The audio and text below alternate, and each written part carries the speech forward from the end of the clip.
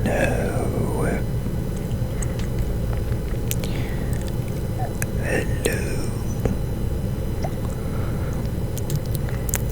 We got some rainbow garb happening here. You know, got the full graceful because we're gonna be doing some mud runs.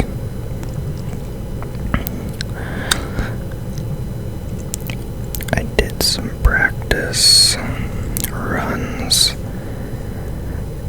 and this is what we're at right now on our mud stack.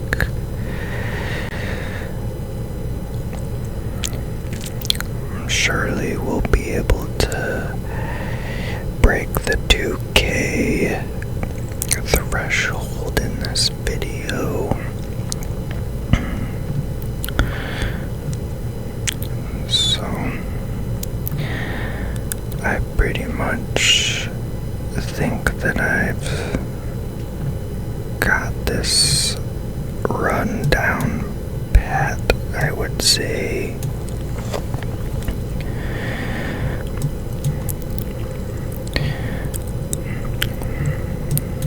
So we're using a berry ring method here.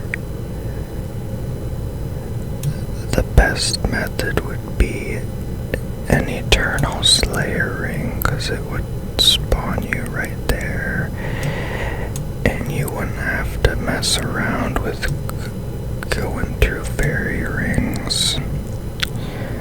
So that would save a lot of time, and that's actually what I did on my main to collect 100,000 mud.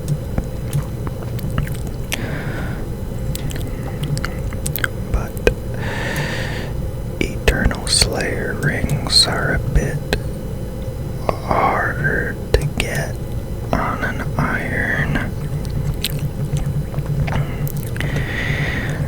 This is the glorious mud pool. This mud has no purpose whatsoever other than during the Mountain Daughter quest. I believe it's used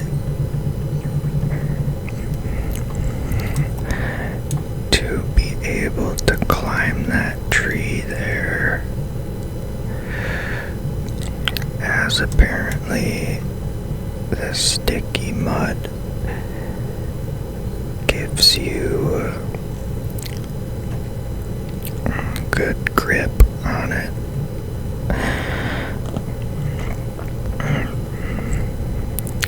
Got a good teleport here. This is, I would say, nearly as good as a crafting cape, honestly.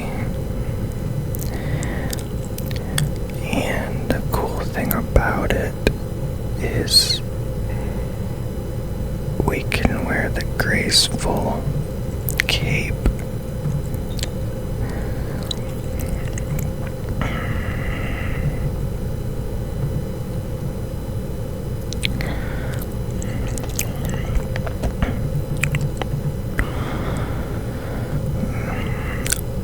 This method is pretty AFK during parts of it like this.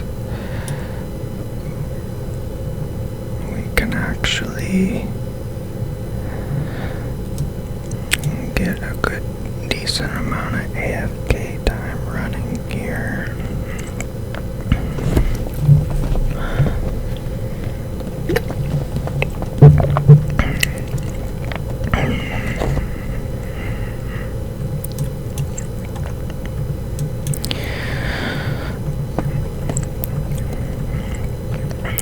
It's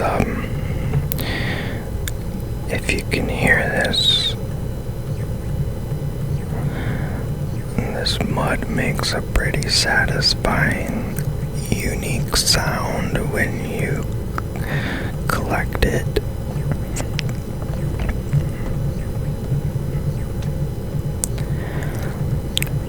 I don't think it's a half bad collection method compared to some others. I mean, this is pretty unique. I'm not a big fan of collecting items off the ground by world hopping.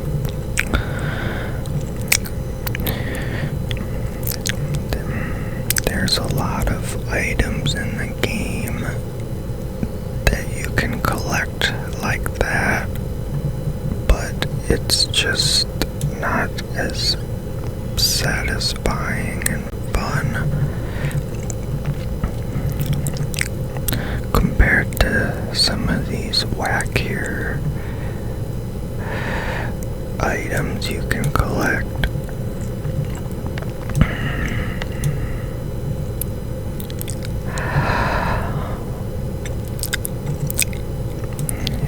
In this video, along with collecting all this mud, I am gonna talk about the player designed island competition that started back in December of 2025.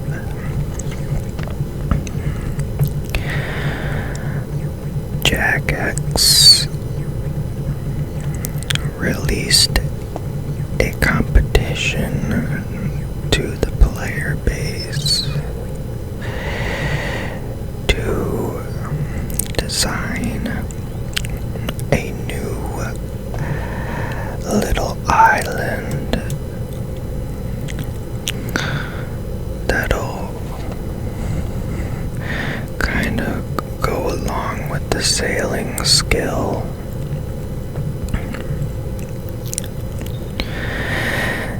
They had a big sheet of requirements for your island,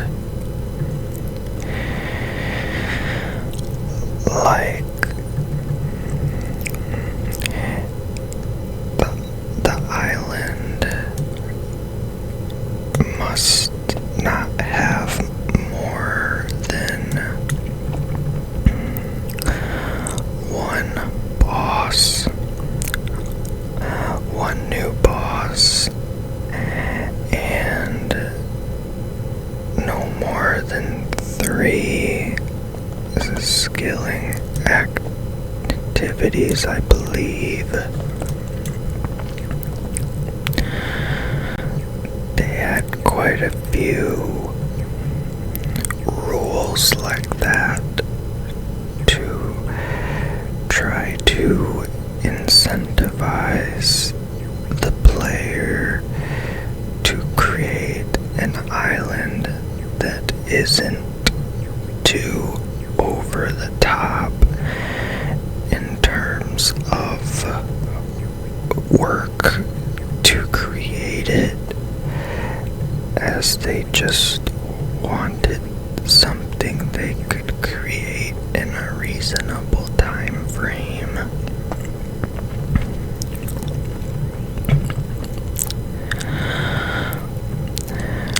So the results are in, and the winning design is an island called Worm's Crag.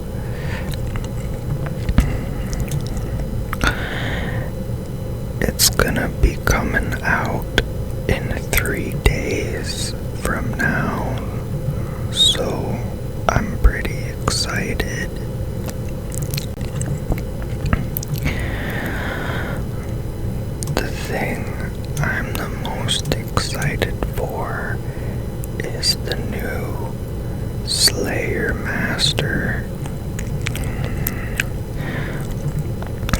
his name is gonna be Mortimer.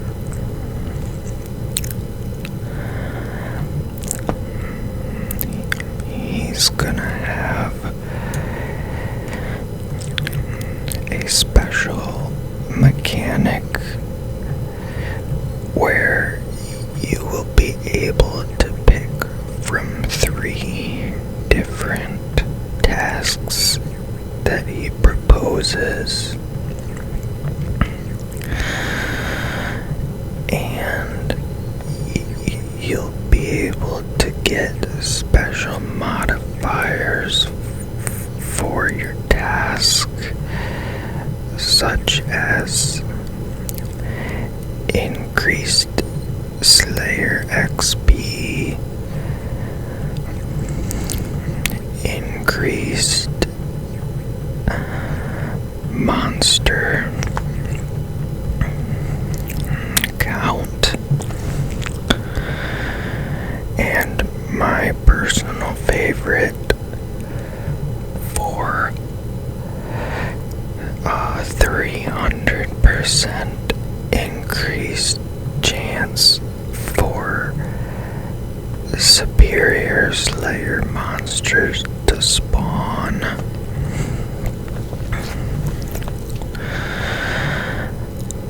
That's just gonna be great for Iron Man, for irons that are trying to get the imbued heart drop.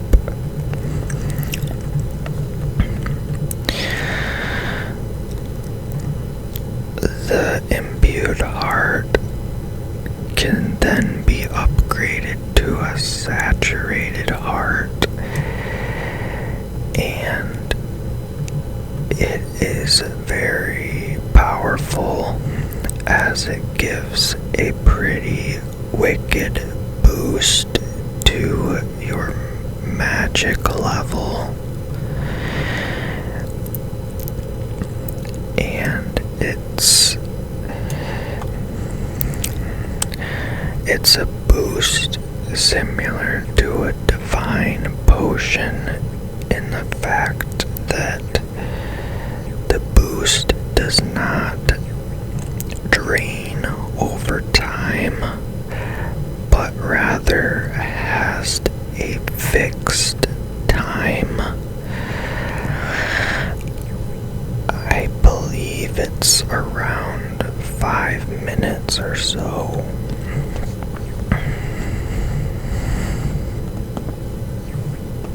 And it's a very large boost.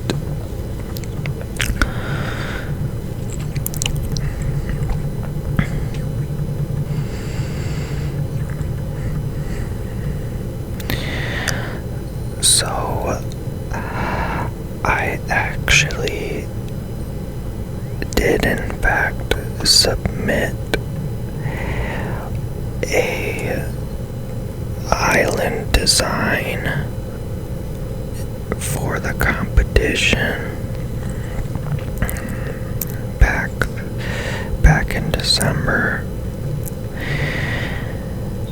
and I had an absolute blast designing my island.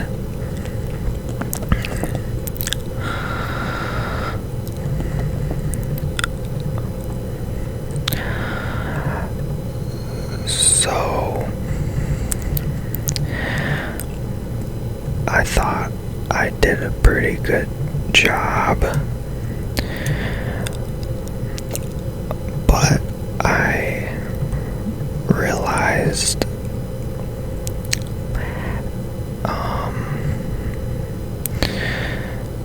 after seeing the winners' designs, I realized my design, I went a little overboard in terms of what would be feasible for Jagex to create in a short time frame.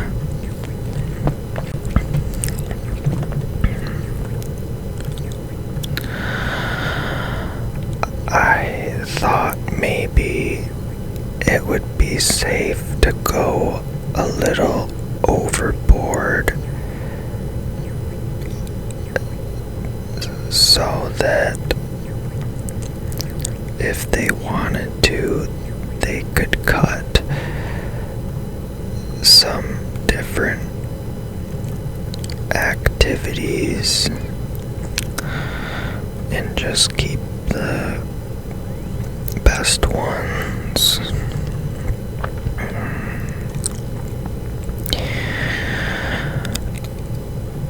I was really surprised to find out after the competition completed that a whopping 1,400 submissions were made. Honestly, I was expecting around maybe 300.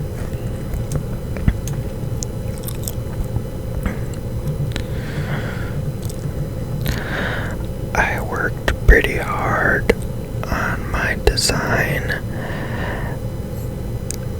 They gave us, I believe, 1 month to work on it, and I spent every day for about 8 hours curating my design.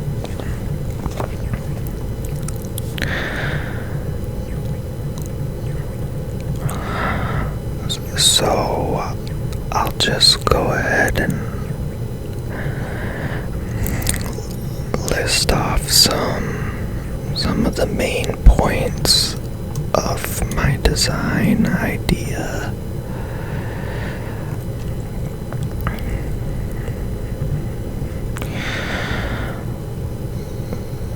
So the parameters for the competition was to design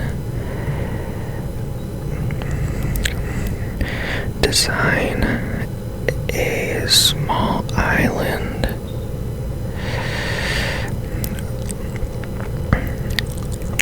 and so I wanted to go for creativity front and foremost, and then secondly, I wanted to really try to create something that I think would pass the polls in terms of players liking it. So I definitely made sure to add some key activities and items that I knew the player base, that I knew was a must for the player base, such as a new boss along with a pet, a new weapon, and some new creative and not necessarily best in slot, but different training methods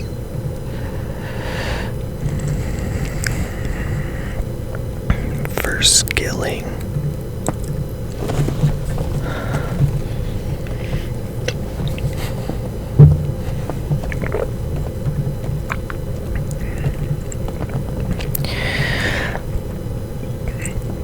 They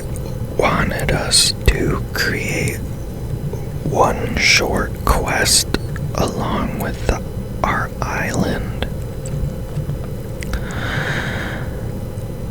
So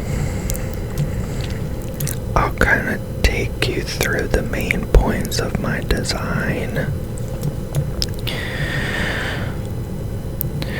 So if you were to look at the world map, you would see in the shrouded ocean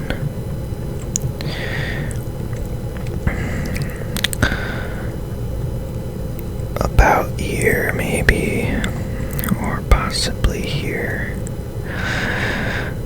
you would see a large dark circle with dark blue waters indicating a deep underwater sinkhole. And there wouldn't be any seaweed in the dark water, but there would be a question mark there, or just a quest start logo or icon.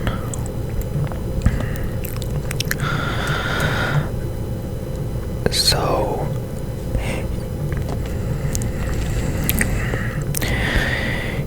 you would take your boat and explore this strange anomaly, and you would start the quest to unlock the island by talking to a stranded man that's clinging to a barrel, surrounded by floating debris. In the middle of that circle,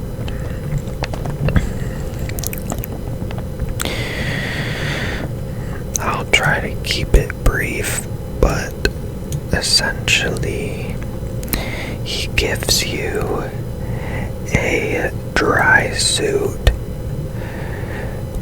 to dive down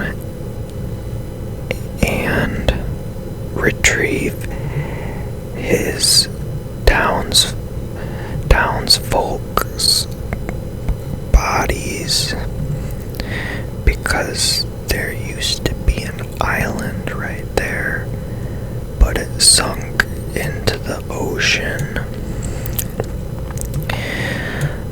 The quest is called the Sunken Island Quest. The man doesn't know how to dive, and the dry suit belonged to one of his townsfolk friends. But it's a good thing you came along, because you aren't afraid to take the plunge into the deep, dark waters below to recover the bodies.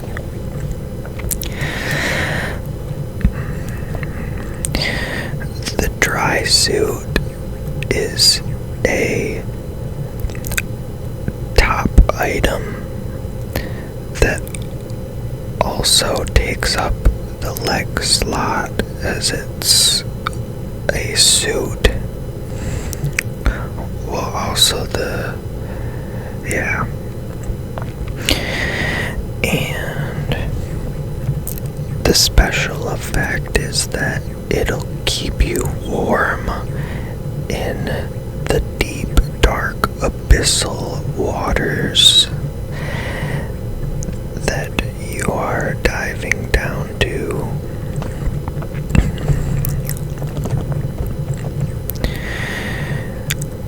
You'll need a a fishbowl helmet, of course.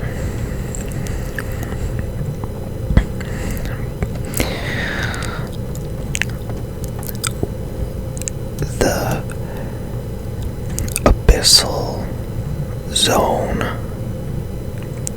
the midnight zone down there, is really eerie as you walk along the bottom looking for any signs of the townsfolk. There's, of course, debris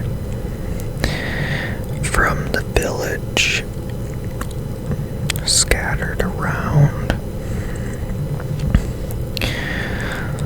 but you discover the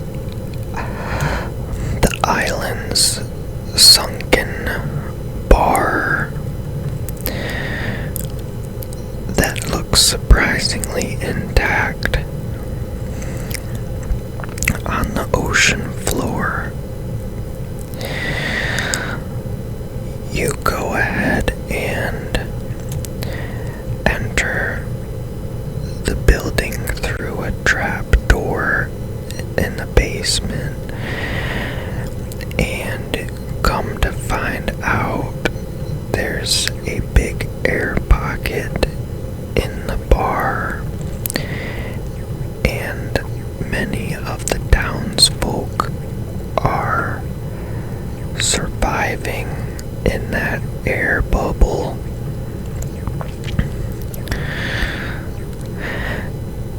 They have a little campfire going for warmth and light, made from broken pieces of the chairs around the bar. But you have a hard time understanding what they're saying because, funny enough,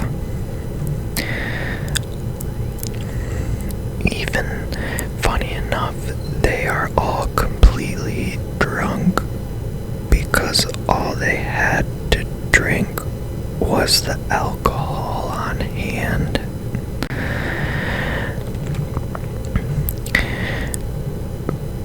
Ironically, even though they're surrounded by water, they can't drink it since it's salt water. So the player constructs an amulet of drunk speak to be able to understand what they're saying. I'm going a little too in-depth, so essentially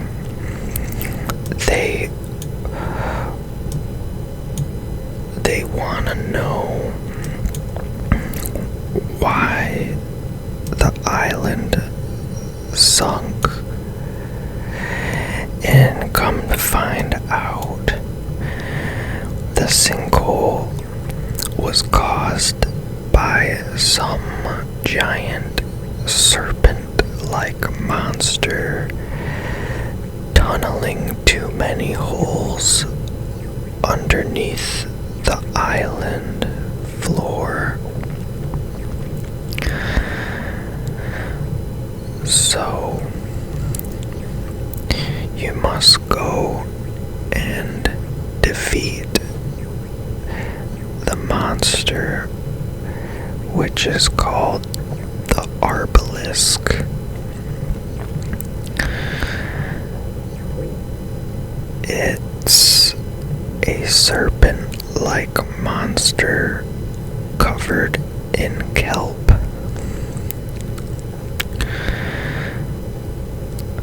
Or completely comprised of kelp. Magically.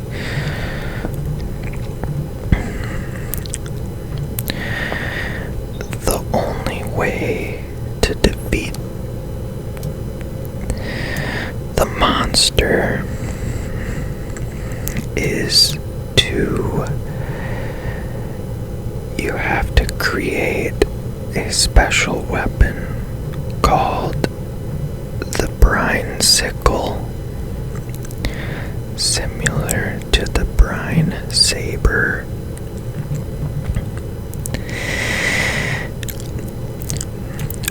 It's very effective against the kelp monster, or his mechanics rather, in order to defeat him.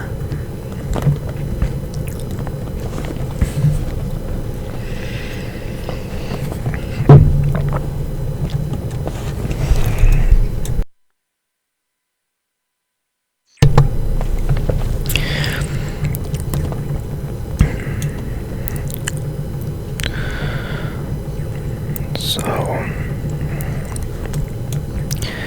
once you defeat the Arbalisk, the townsfolk will need a way to survive and rebuild in this strange environment.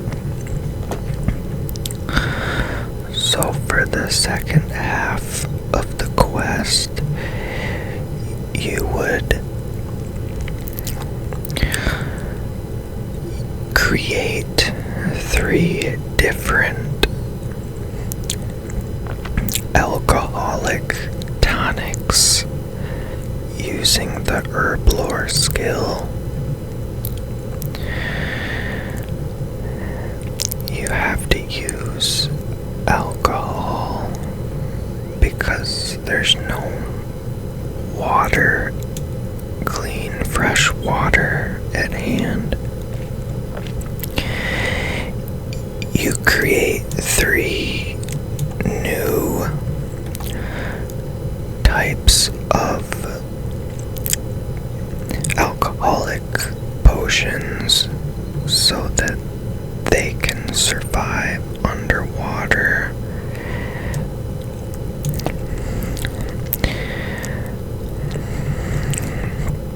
One of them is called Siren's Cinder, and it lets them stay warm without a dry suit. The second is called Gulper Gill, and it lets them breathe underwater.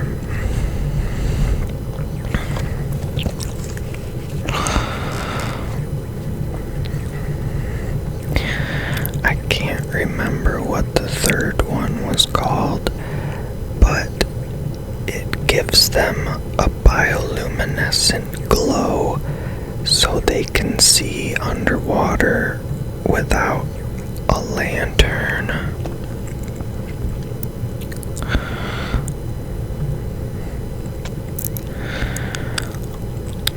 So, once you give them all the potions, the quest is complete and the new rebuilt city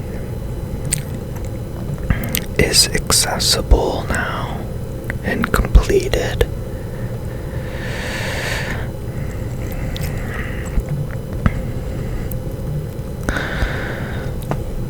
This unlocks a few different things, like activities,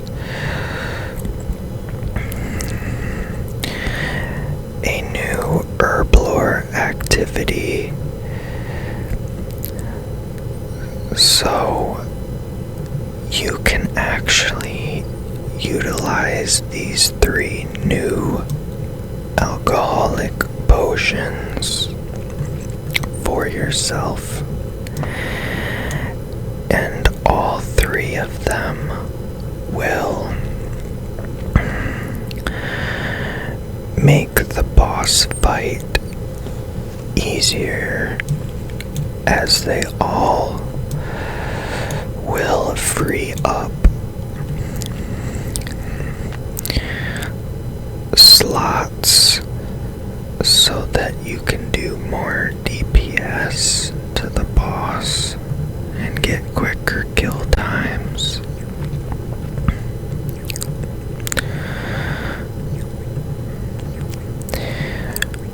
Not having a dry suit by using Siren Cinder would free up some strength bonus, for example. Not needing a fishbowl helmet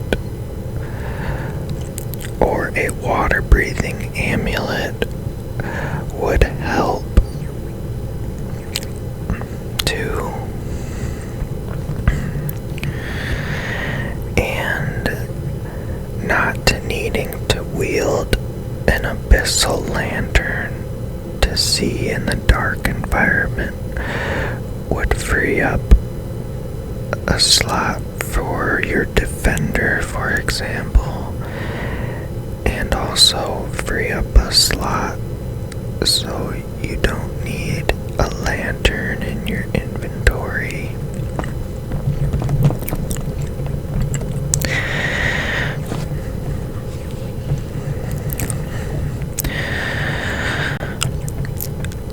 So the herblore minigame would be pretty simple.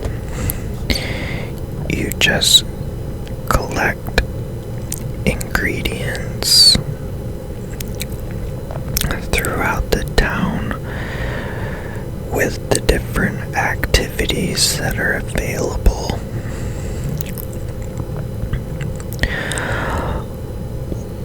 One new simple activity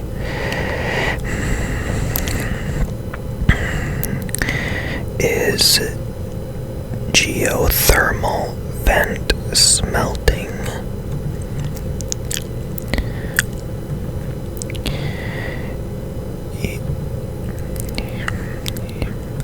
The special effect of smelting at these geothermal vents are that you will be able to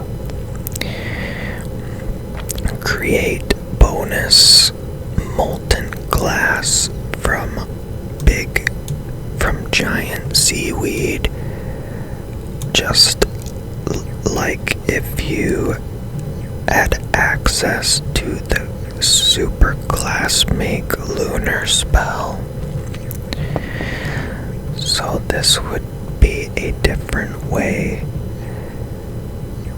to obtain that ability,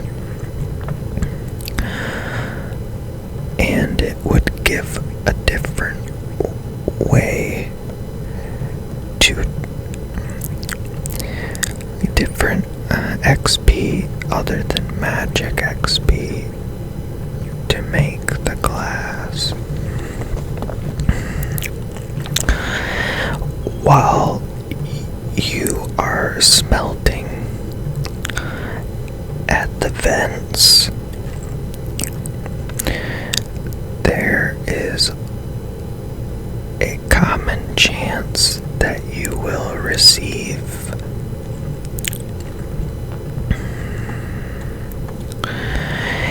a special glow paste type dye. The whole area has a very dark and creepy vibe, but is accented with splashes of bioluminescent lighting, especially after the quest completes. So all these glow pastes are just different forms of bioluminescent gels.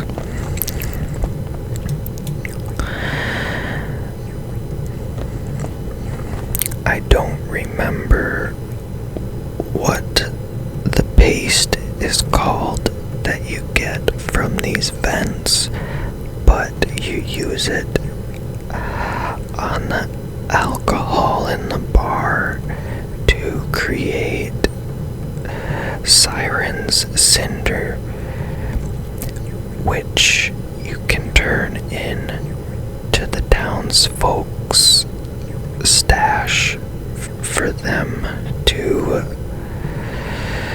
be able to thrive in this environment.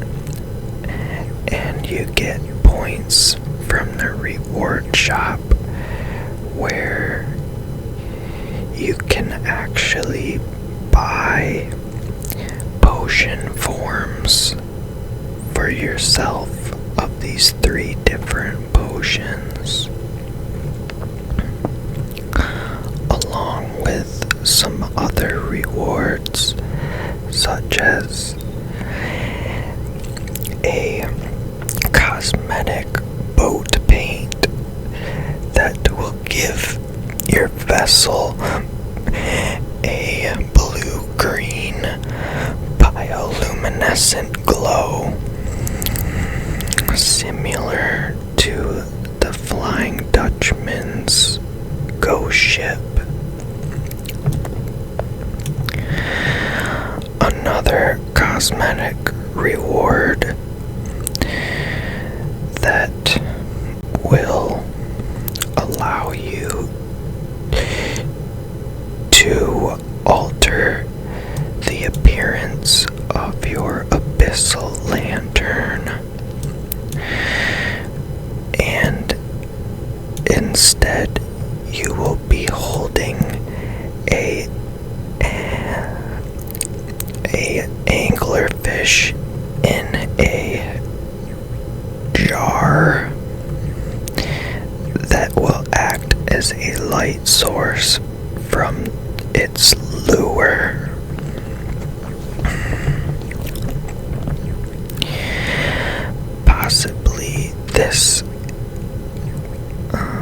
Possibly that item could help in some way for the Arbalisk boss fight. Maybe it gives a bonus to your accuracy.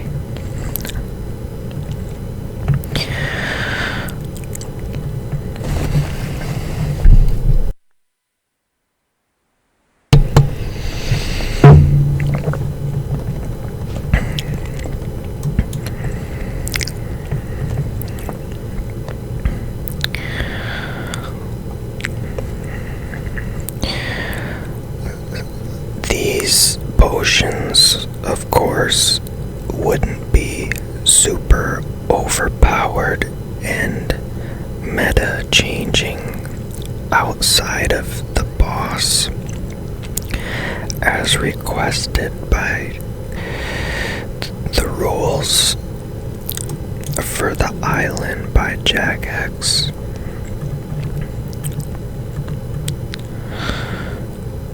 They didn't want to have to go through the trouble of trying to balance overpowered new best in slot items.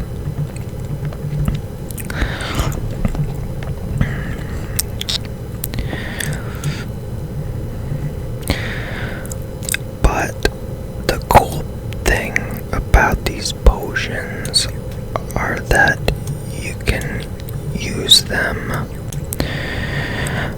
outside of the sunken island. Siren's Cinder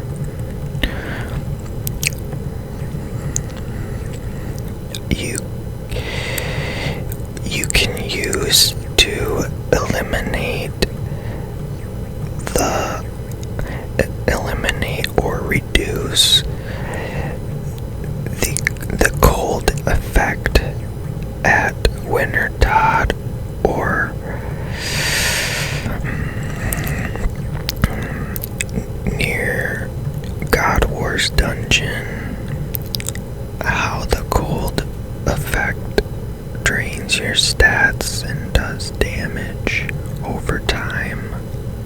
from the cold. Same thing during the quest of desert treasure.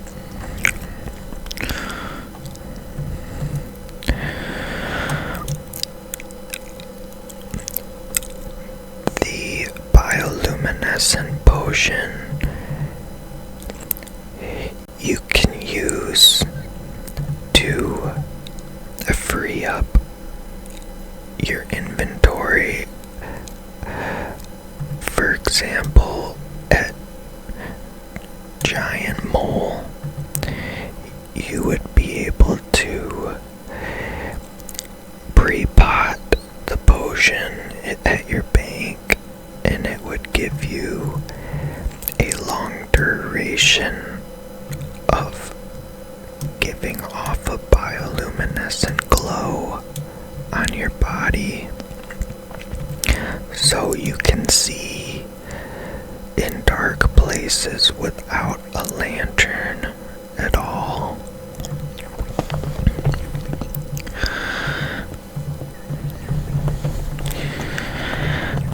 Also, it would just cosmetically be really cool to see a player emanating a bioluminescent blue-green glow, almost like they're radioactive or something.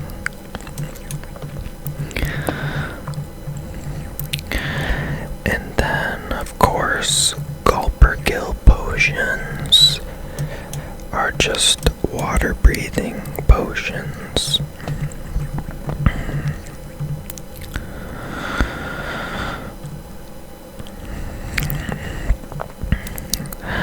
Another funny, cheeky little comedy thing I added to the end of the quest is that the main guy you're talking to, his name is Rickham, Drunk Rickham. He's the main guy you talk to in the bar, and at the end of the quest, you ask him what the name of this island is. Like, what was it before? What is it now? And he replies with Manemane, which is a reference to Finding Nemo, where Nemo tries to pronounce anemone. So the island before it sunk was called Anemone, and Rickham suggested New Anemone, but you knew what he meant, but you just decided to go with Manemane because it was funny.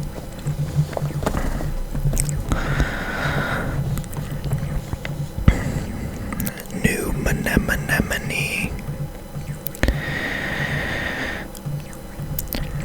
Some other activities you can do that I believe would add some interest to the players are a new fishing method that involves underwater spear fishing with a crossbow.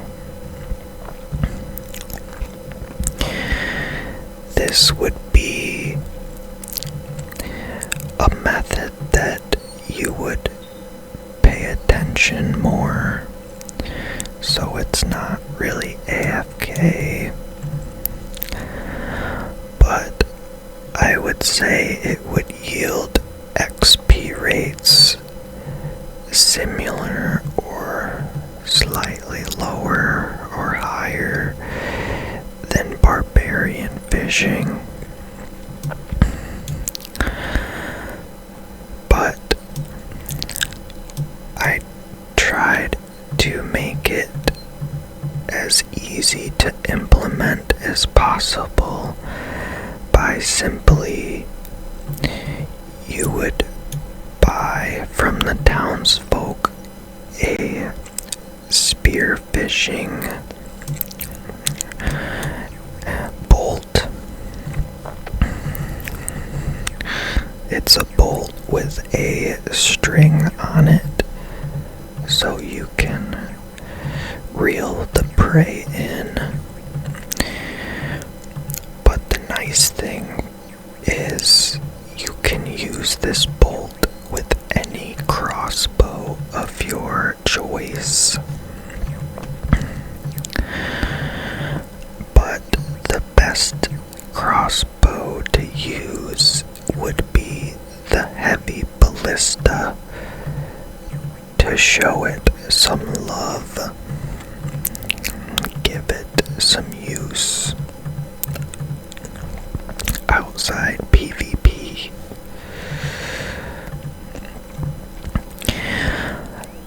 The activity mechanics would utilize the fixed devices aiming mechanics.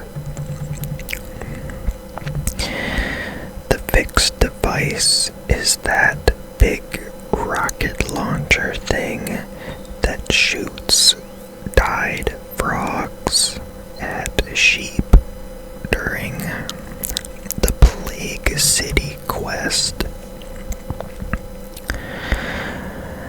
When you pull up the interface, there's arrows and a crosshair that allows you to aim at the sheep. So in this case, we would simply utilize that code and change the graphic, and you would aim at the fish when they stop moving, and you would fire. It can be a bit challenging as there will be brine sickles in the cavern where you spearfish, and these are not to be confused with the brine sickle. They are columns of salt in the shapes of stalagmites and stalactites. They look beautiful, like large gem formations. They have a white, somewhat transparent look with a slight tinge of blue, and they sparkle. But these stalagmites can get in the way of your aim, so you might need to reposition.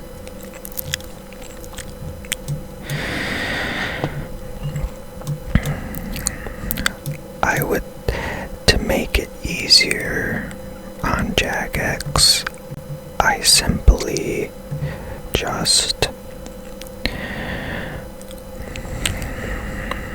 proposed that the only fish you would be able to hunt on launch would be glowing anglerfish,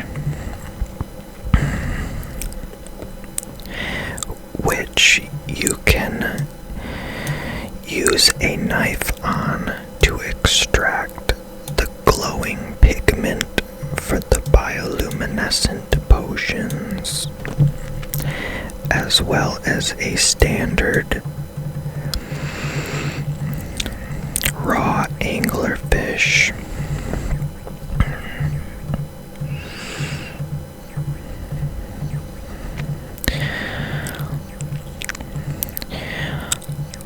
You can get the third glow paste from the Arbalisk, or at a very rare chance from chopping giant seaweed around town,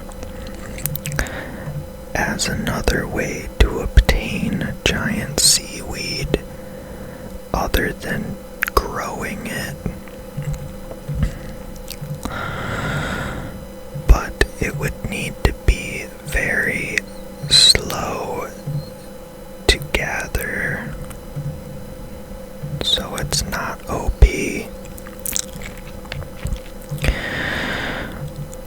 You can obtain viscous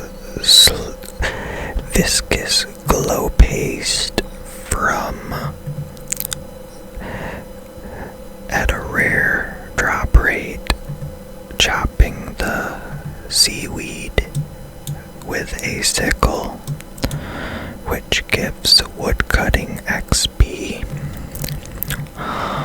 or defeating the Arbalisk.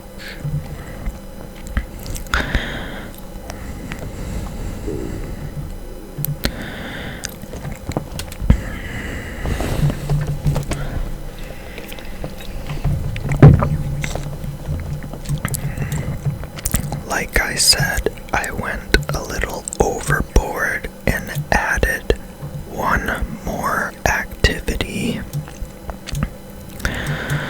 which I believe the player base would absolutely love, but Jagex probably wouldn't.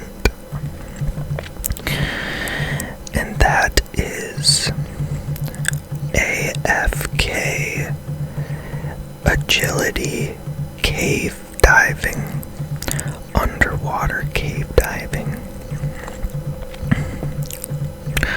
It would be pretty simple to make, as it's just an AFK click and wait, enjoy the scenic views such as tight passageways opening up into large, beautiful chasms.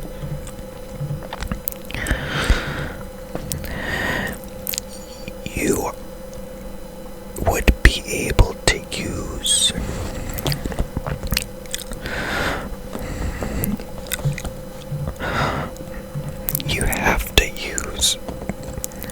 of course, a fishing pole, a helmet, a dry suit, and flippers in order to do this activity. But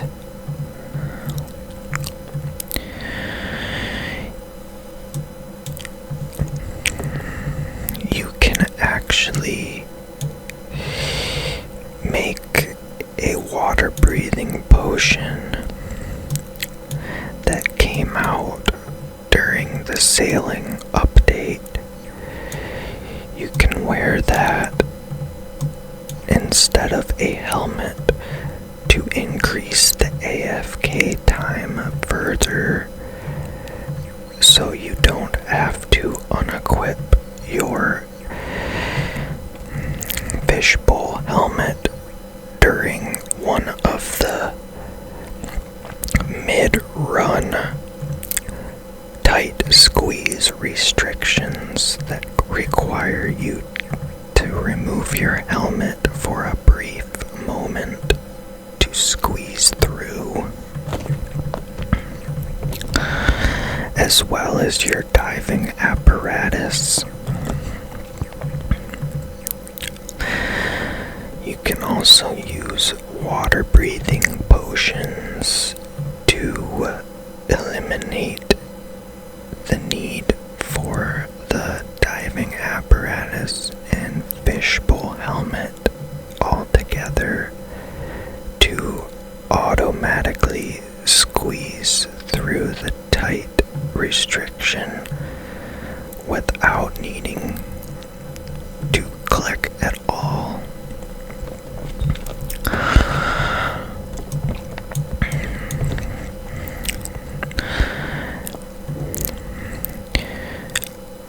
Water breathing potions would be good to use for it, but of course the necklace, the water breathing necklace, wouldn't consume resources.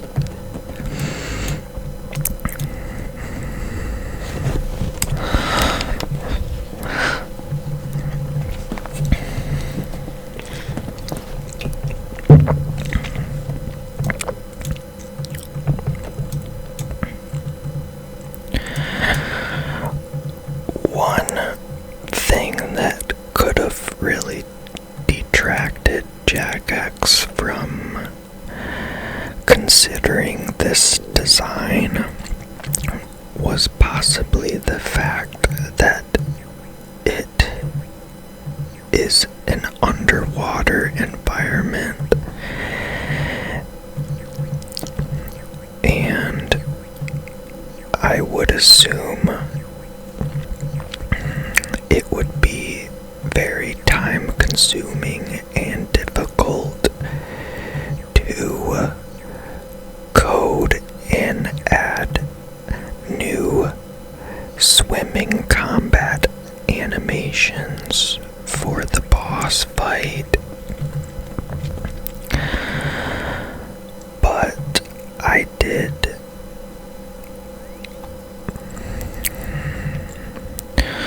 have a backup idea that would make it easier, to where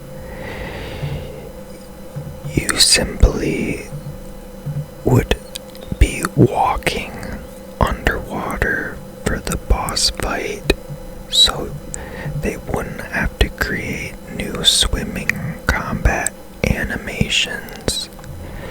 You would just take off your flippers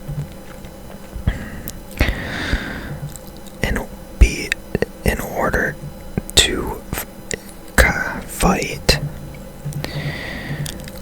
So maybe a mechanic for the boss is you have to equip your flippers during a special phase or something to dodge a mechanic, and then you have to put your normal boots on, or just take the flippers off to begin fighting again. I made some pretty cool mock-ups of 3 different versions of the boss, and my favorite sort of resembles the big Dune, the big worm on the movie Dune that burrows through the sand. The thing is massive and has a big mouth with teeth all around it.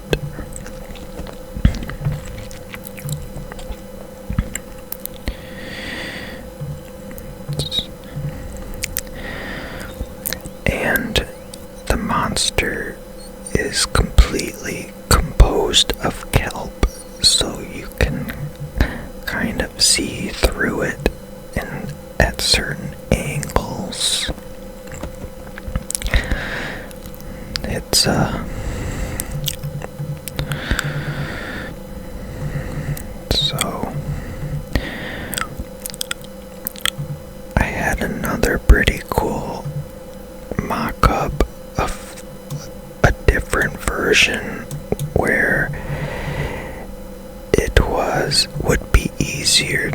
create, as it was just an upscaled tar monster model with added kelp draping off of it, so it would be easier to implement.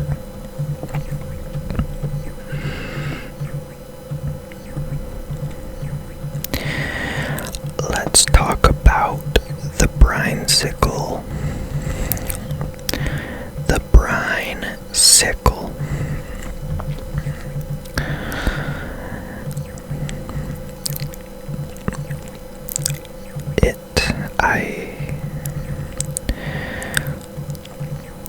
So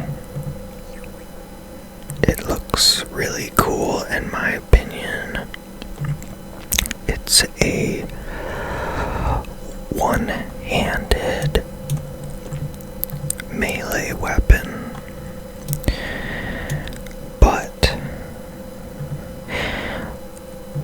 so it's a one-handed melee weapon that is, I would say, in between the DPS of a dragon scimitar and a zombie axe.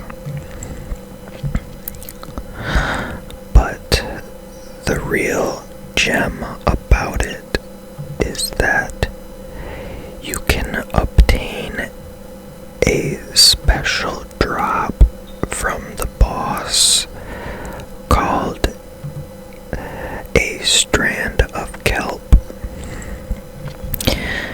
and you can actually attach the strand of kelp to the ring on the hilt of the brine sickle in order to turn it into a ranged variant, or give it a ranged combat style you can select. This will allow you to hit monsters that are a little bit farther away than you would be able to hit with a halberd. This would be good for Slayer because typically when you do Slayer, you get mage and range are used more because of the overpowered fact that you can safe spot with them. But this would give a new way to safe spot and train your melee stats. As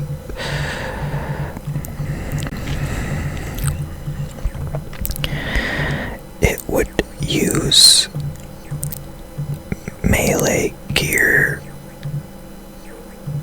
stats to boost its effectiveness, just like the Atlatl does.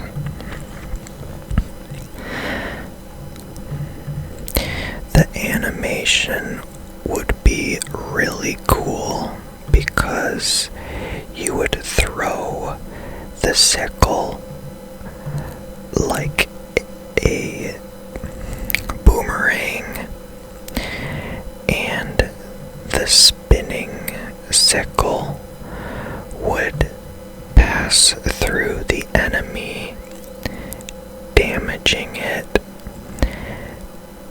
and then your character would dramatically yank the kelp strand to send the spinning sickle back through the enemy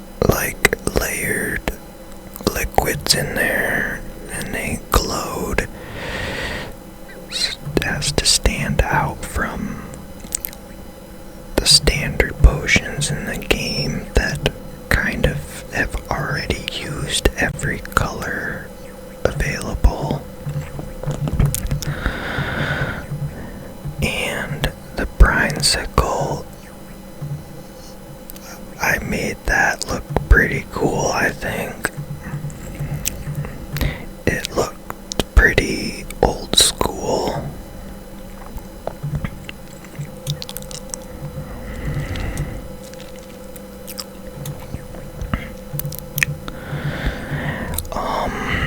After the city, the underwater island city is completed post-quest, like I said, it's lit up, and interestingly enough, when you return to the surface, you will notice a beautiful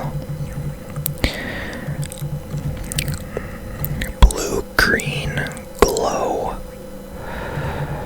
where the dark water used to be.